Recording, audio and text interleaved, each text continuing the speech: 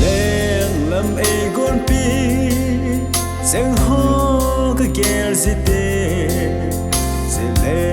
do gal hita long dong in ka mau na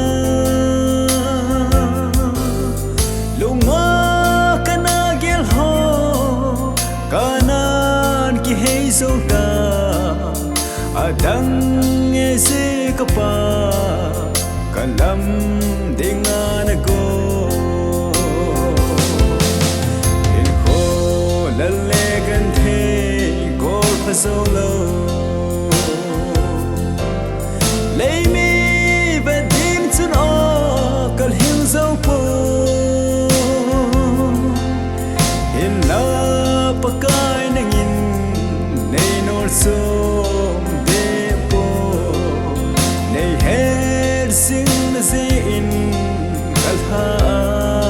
mong ahi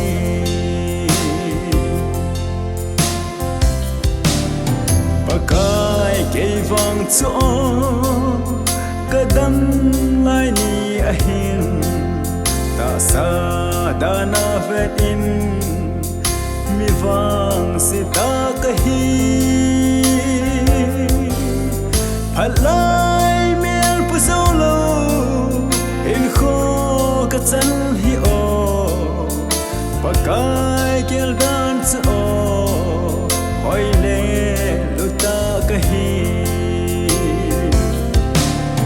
henge kale se pha ki chai te ding a hi ka kap leng vai na le se a ka mau na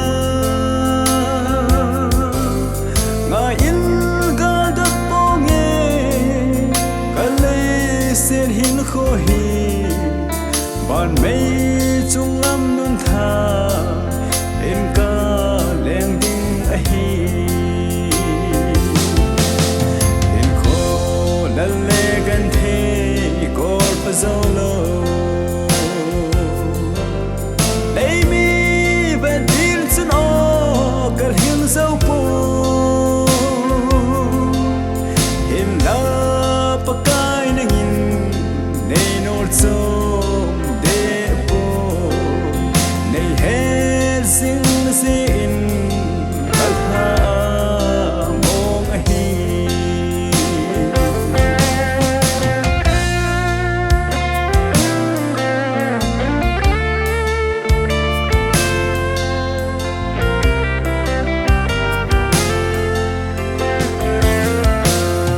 ahi